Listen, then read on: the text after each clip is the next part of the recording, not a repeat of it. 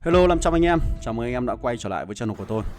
Và tôi rất hân hạnh giới thiệu với anh em một series hướng dẫn phát triển tài khoản từ Zero đến Hero. Và đây là video clip đầu tiên.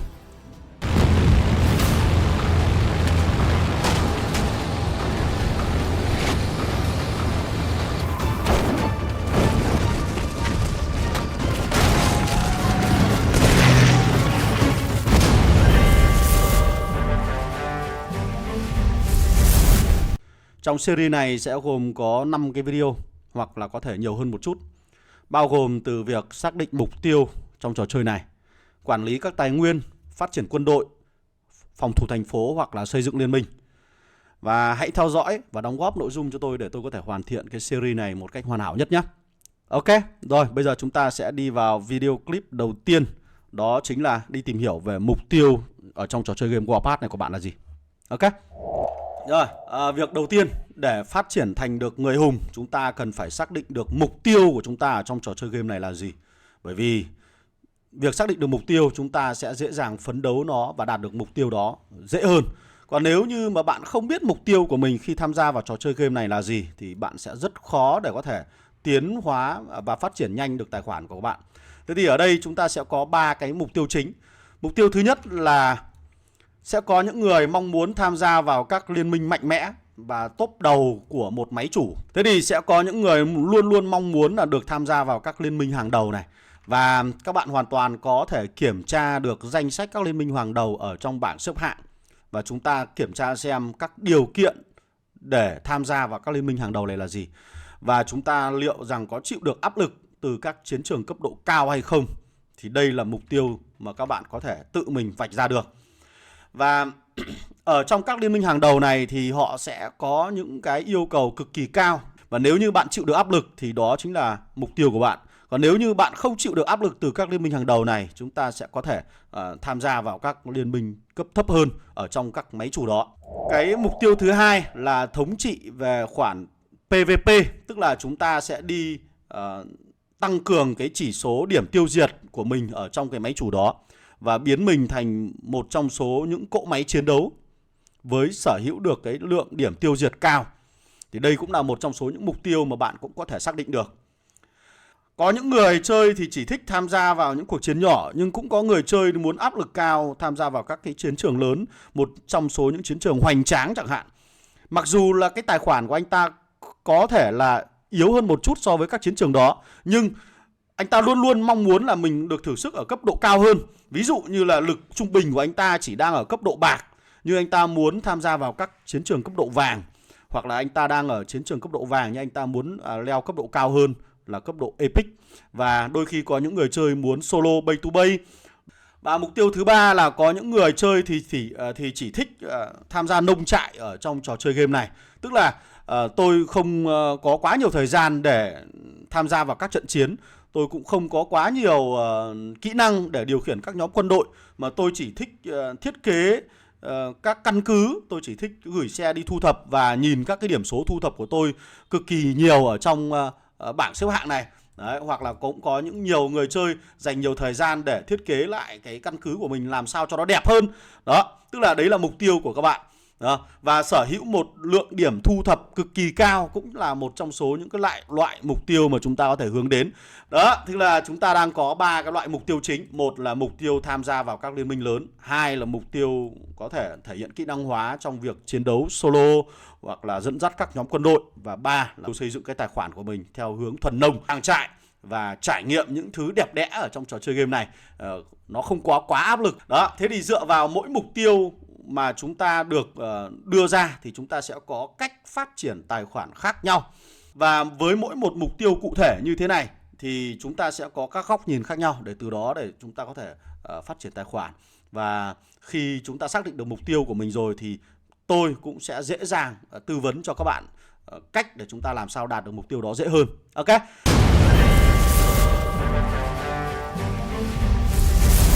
Tiếp theo là xác định được điểm mạnh và điểm yếu của chúng ta ở trong cái trò chơi game này. Và muốn được xác định được điểm mạnh và điểm yếu thì rõ ràng là chúng ta sẽ phải thử hết tất cả các trường hợp có thể có. Nhưng mà để làm được điều này thì có lẽ là một cái lời khuyên đáng giá là chúng ta có thể thử chơi ở trong các màn chơi chiến dịch. Trong trò chơi game này nó cung cấp 12 chương chiến dịch để các bạn hoàn toàn có thể hiểu được những điểm mạnh, điểm yếu của các đơn vị quân đội, điểm khắc chế chính của các đơn vị quân đội, để từ đó mình tìm ra xem là đơn vị nào sẽ phù hợp với phong cách chơi của mình, đơn vị nào thì tốt và đơn vị nào thì không. Đó, đấy là cái thứ nhất. Cái thứ hai là trong trò chơi game này nó sẽ có các cái tính năng liên quan đến việc tạo lập các nhóm quân đội, và bạn thử tạo lập các nhóm quân đội và dẫn nó ra chiến trường để xem là liệu rằng mình sẽ phù hợp với các nhóm quân đội là gì, khả năng chiến đấu của mình đến đâu. Ví dụ như các bạn thích thể hiện kỹ năng cá nhân thông qua các cái màn trình diễn bay to bay, hoặc là thích thể hiện kỹ năng cá nhân thông qua việc điều khiển các nhóm quân đội, thì mình phải thử đó để mình tìm ra được cái điểm yếu và điểm mạnh của mình là gì. Cái thứ hai là nếu như mà chúng ta là một trong số những người giỏi làm lãnh đạo, giỏi dẫn dắt những người khác và tập hợp những người khác để chơi theo nhóm, thì một lời khuyên tốt nhất cho các bạn là chúng ta hãy tập hợp một nhóm khoảng độ 5 đến 7 người chơi, một nhóm nhỏ thôi. Sau đó mình phát triển cái nhóm của mình lên dần lên. Thì từ việc mà các bạn xây dựng một nhóm nhỏ giống như một tiểu đội ở trong trò chơi game, thì chúng ta sẽ có sự gắn kết cực kỳ cao, đồng thời cái khả năng tương tác lớn. Và từ việc dẫn dắt một nhóm nhỏ như vậy, chúng ta có thể phân chia vai trò của những thành viên trong nhóm đó. Sau đó thì mình sẽ đi tuyển dụng những cái người chơi phù hợp với cái nhóm của mình và phân bổ nhiệm vụ cho người ta. Thì bằng việc là các bạn đi tìm kiếm những người chơi khác và hướng dẫn những nhóm nhỏ như vậy, thì các bạn sẽ hình thành được kỹ năng dẫn dắt nhóm. Xong sau đó thì các bạn hoàn toàn có thể đi ngoại giao với các nhóm khác, hoặc là đi liên lạc với những người chơi là các sĩ quan ở trong liên minh, để làm sao đưa được cái nhóm của mình, khẳng định được vị thế của cái nhóm của mình lên cao nhất. Đấy cũng chính là một trong số những mục tiêu mà dựa trên điểm mạnh hay điểm yếu của các bạn. Thì cũng có những người không thể nào mà làm được việc đó, nhưng bạn có khả năng thì hãy thể hiện là một cái nhà lãnh đạo. Cuối cùng là một trong số những cái điểm mạnh điểm yếu khác mà mình cũng xếp nó vào trong này, đó là tôi chỉ là một người chơi bình thường. Tôi chỉ có thể gửi quân đội vào các nhóm quân của người khác, và tôi rất ít khi tham gia vào các cuộc trò chuyện liên minh, hoặc tôi rất ít đóng góp vào những cái thứ gì khác. Thì tôi chỉ là một người bình thường. Đấy chính là điểm mạnh và điểm yếu của các bạn, và bạn hoàn toàn sẽ phải xác định được cái này. Chứ những người là tư vấn rất khó để có thể tư vấn được cho bạn. Đặt kỳ vọng thực tế, bởi vì khi có mục tiêu cụ thể thì chúng ta sẽ đạt được cái dễ dàng phấn đấu và đạt được mục tiêu đó sớm hơn. Thì trong này mình vạch ra 3 cái loại mục tiêu, đó là mục tiêu ngắn hạn, mục tiêu trung hạn và mục tiêu dài hạn. Rồi, trước tiên là mục tiêu ngắn hạn, ví dụ như là nâng cấp công trình, nghiên cứu công nghệ, hoặc là xây dựng quân đội. Với mục tiêu là nâng cấp công trình thì mình có thể khuyến khích các bạn là nâng cấp cái tòa thị chính, trung tâm chỉ huy này lên level 32, và một cái trại lính trong số 5 trại lính này lên level 32. Đây là mục tiêu về công trình. Còn nếu như các bạn đặt mục tiêu về công nghệ thì ở trong giai đoạn mục tiêu ngắn hạn thì các bạn hoàn toàn có thể đặt mục tiêu là mở khóa cái cây công nghệ, là mở khóa cái điểm công nghệ là người giải phóng từ sớm. Hoặc là mục tiêu thứ ba là các bạn hoàn thành cái màn chơi chiến dịch. Thì yêu cầu của mình đưa ra là các bạn cần phải hoàn thiện màn chơi chiến dịch ở chương 12 càng sớm càng tốt. Tập trung duy nhất vào trong cái này thôi. Đấy là mục tiêu ngắn hạn của các bạn. Hoặc là cũng có loại mục tiêu là nâng cấp cấp độ VIP lên cấp độ VIP 12, càng sớm càng tốt. Trong giai đoạn đầu của trò chơi thì chúng ta sẽ phải chi tiêu rất nhiều thứ liên quan đến vàng, nhưng các bạn cần phải phân bố hợp lý làm sao để nâng cấp được cấp độ VIP lên cấp độ 12. Bởi vì từ cấp độ VIP 12 này nó sẽ cho chúng ta rất nhiều các vật phẩm theo ngày, đồng thời các hiệu ứng có lợi cộng thêm cho chúng ta cũng khá là nhiều. Hoặc là cũng có những người chơi đặt mục tiêu là nâng cấp về quân đội, thì mục tiêu có thể các bạn cần đến là sở hữu được những cái đơn vị quân đội dạng 7.2 càng sớm càng tốt. Đơn vị nào cũng được. Cái việc xác định đơn vị nào thì sẽ phụ thuộc vào kỹ năng và khả năng của các bạn. Có những người đam mê về đơn vị bộ binh, có những người đam mê về đơn vị xe tăng hạng trung hoặc là xe tăng chiến đấu chủ lực, hoặc là có những người đam mê về các đơn vị pháo binh hoặc là không quân. Đấy là tùy thuộc vào sở thích của các bạn. Nhưng dù các bạn đam mê về đơn vị nào thì hãy đặt mục tiêu nâng cấp cái đơn vị đó lên 7.2 càng sớm càng tốt. Để làm được cái việc đạt được mục tiêu này thì toàn bộ những cái lượng thẻ vàng và thẻ vàng này là các bạn tập trung mở khóa vào cái phe mà chúng ta đang muốn tìm kiếm cái đơn vị đó. Ví dụ như các bạn thích các xe tăng chiến đấu chủ lực hoặc trực thăng của phe Đức thì chúng ta tìm kiếm các thành phố mà có cái phe này đang được mở. Hoặc các bạn thích phe Liên minh Tự do thì hãy tìm kiếm các thành phố mà có phe này được mở. Hoặc các bạn đang thích các đơn vị của Đảng Trật tự thì chúng ta hãy tìm kiếm cái này. Bởi vì cái việc tập trung toàn bộ các lượng thẻ vàng vào một phe nó sẽ giúp chúng ta đạt được một đơn vị 7.2 sớm nhất có thể. Trong mục tiêu trung hạn của chúng ta thì chúng ta sẽ phải làm thế nào để tăng cường quân đội của chúng ta và tham gia vào các liên minh cạnh tranh và bắt đầu tham gia các cuộc chiến trên toàn máy chủ. Đây là mục tiêu chúng ta cần phải đưa ra. Bởi vì trò chơi game này là một trò chơi game chiến tranh. Chúng ta không thể nào tránh khỏi được các cuộc chiến. Cho nên là việc chúng ta tham gia vào các cuộc chiến nó sẽ tôi luyện cái phẩm chất người lính của chúng ta nhiều hơn. Thế thì trong mục tiêu trung hạn của các bạn sẽ cần phải đặt ra mục tiêu là gì? Tôi sẽ cần phải nâng cấp một đơn vị lên đến hiện đại, càng sớm càng tốt. Các đơn vị hiện đại của các bạn sẽ phụ thuộc vào đơn vị 7.2 bạn chọn là cái gì. Ví dụ bạn chọn là đơn vị bộ binh thì hãy cố gắng nâng cấp được một đơn vị bộ binh hiện đại là 8.0 là tuyệt vời rồi. Hoặc là nếu như tuyệt vời hơn nữa sẽ là 8.1. Thì để làm được điều này thì hãy xem lại cách đây vài giây mình cũng đã nói về các bí kíp để các bạn có thể tìm kiếm được các phôi thẻ liên quan đến các cái phe để chúng ta có thể sở hữu được các cái đơn vị này càng sớm càng tốt. Cái đơn vị của bạn cần phải có trang bị linh kiện tốt nhất. Thì cái việc mà tìm kiếm linh kiện này các bạn hoàn toàn có thể tìm kiếm thông qua các cái sự kiện ở trong trò chơi game này, đặc biệt là sự kiện lính nhảy dù. Hoặc là cái thứ hai chúng ta có thể mua sắm ở trong cửa hàng liên minh với các cái hòm bản thiết kế. Và cái thứ ba các bạn hoàn toàn có thể tìm kiếm được nó ở trong cửa hàng quy đổi. Cửa hàng quy đổi này. Thì với những cái điểm, với những cái bản thiết kế chúng ta không dùng, chúng ta có thể quy đổi nó sang dạng điểm. Và từ điểm đó chúng ta có thể dùng để trao đổi và mua các cái hòm bản thiết kế. Thì ở đây là gì? Chúng ta thích một đơn vị nào chúng ta chỉ tập trung mua vào các bản thiết kế, các hòm bản thiết kế của đơn vị đó thôi. Ví dụ các bạn thích đơn vị trực thăng thì chúng ta hãy tìm kiếm các hòm này. Nếu như các bạn thích pháo thì chúng ta hãy tìm kiếm các hòm này. Một số người chơi có thể khuyến khích các bạn mua cái hòm này với giá chỉ có 3.000, nhưng mà hòm này nó là cái hòm cho chúng ta ngẫu nhiên. Và cái việc ngẫu nhiên này nó sẽ mở ra các đơn vị ngẫu nhiên.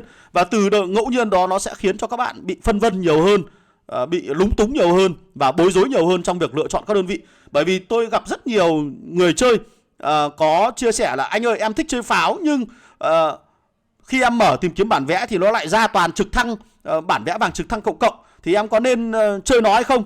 Bởi vì em đang nghiên cứu pháo và em đang xây dựng đội hình pháo.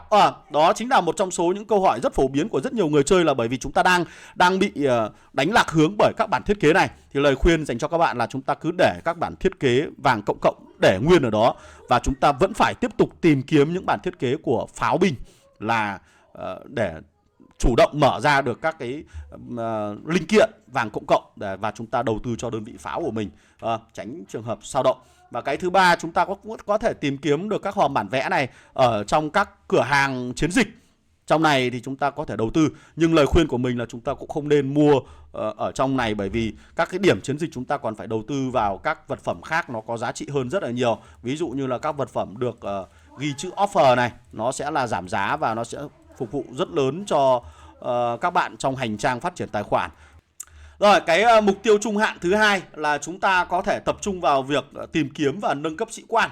Thì một lời khuyên cho các bạn ở đây là chúng ta nên tập trung đặt mục tiêu của mình là thức tỉnh các sĩ quan có thế hệ cao nhất ở trong trò chơi game này. Miễn là dành cho các đơn vị mà các bạn yêu thích và nó là sĩ quan thế hệ cao nhất thì chúng ta cứ chọn trước đi.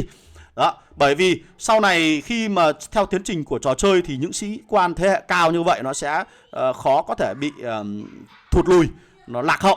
Ví dụ như các bạn thích là những đơn vị pháo binh thì chúng ta hoàn toàn có thể lựa chọn những sĩ quan về pháo binh để thức tỉnh trước, và các sĩ quan đó có thể là những sĩ quan thuộc thế hệ thứ tư. Để kiểm tra được cái thế hệ của sĩ quan này, các bạn có thể kích vào cái biểu tượng này, nó sẽ ghi cho chúng ta là thế hệ này. Đó, cái việc xác định được sĩ quan này sẽ phụ thuộc vào đơn vị mà các bạn chơi. Trong đó thì chúng ta có thể lọc ra những sĩ quan ở thế hệ thứ tư cực kỳ lớn. Và từ việc xác định được đơn vị chơi, chúng ta cũng có thể tập trung thức tỉnh các sĩ quan ở trong quầy rượu. Đó. Có những người theo trường phái là theo đuổi một sĩ quan duy nhất ở trong quầy rượu để đánh thức nó, nhưng cũng có người thì theo đuổi cái trường phái chỉ nghiên cứu các kỹ năng của các sĩ quan quầy rượu thôi. Đó chính là cái mục tiêu của chúng ta. Vì các kỹ năng của các sĩ quan trong quầy rượu này nó cũng khá là mạnh mẽ và nó sẽ phù hợp để học tập cho các kỹ năng khác, kế thừa cho các cái sĩ quan khác học tập tiếp theo. Thì đây cũng là một trong những mục tiêu, và việc mình xác định mục tiêu là gì thì sẽ là một điều thực sự là tuyệt vời. Ok. Cuối cùng là mục tiêu dài hạn. Mục tiêu dài hạn thì rõ ràng là chúng ta sẽ phải tham gia vào các liên minh hàng đầu, chứ chúng ta không thể tham gia vào các liên minh chết được. Và cái thứ hai là mục tiêu dài hạn có lẽ là chúng ta sẽ phải phấn đấu tham gia vào cấp độ cao nhất của trò chơi, đó là cấp độ Epic. Dù sao thì trong đời một game thủ Warpath, các bạn nên trải nghiệm cảm giác chơi ở trên cấp độ Epic. Nó thực sự là cạnh tranh, nó thực sự là khốc liệt, để mình tìm hiểu xem cuộc chiến trên này những người chơi nó sẽ diễn ra như thế nào, quân đội sẽ chiến đấu ra làm sao. Thì hãy cố gắng đặt mục tiêu dài hạn của chúng ta lên đến tầm cấp độ Epic. Thì rõ ràng trong giai đoạn đầu của trò chơi thì các bạn có thể trải nghiệm dần dần ở các cấp độ bạc, sau đó lên đến cấp độ vàng, và cuối cùng đặt mục tiêu tham gia vào các liên minh mạnh mẽ để tham chiến ở trong chiến trường cấp độ Epic. Ok, thì đây là phần đầu tiên, video đầu tiên trong series hướng dẫn phát triển tài khoản. Xác định được mục tiêu cụ thể nó sẽ giúp cho các bạn dễ dàng tiếp cận trò chơi game này hơn. Còn nếu như chúng ta chơi mà không biết mục tiêu của mình là gì thì sẽ rất khó để biến thành người hùng được. Ok, rồi hãy đón chờ các video clip tiếp theo ở trong series này, bao gồm là cách xây dựng quân đội như thế nào, cách phát triển nâng cấp công trình ra làm sao, chọn sĩ quan như thế nào, và làm thế nào để phát triển nhanh được tài khoản ở trong trò chơi game này ở các video clip lần sau nhé. Và phần cuối của video là nếu như các bạn có những đóng góp gì cho series này thì hãy để lại ở phần bình luận. Đồng thời hãy hỗ trợ tôi bằng cách là nhấn like, share và subscribe cái channel của tôi nhé. Còn bây giờ, chào tạm biệt và hẹn gặp lại các bạn ở trong các video clip lần sau. Goodbye.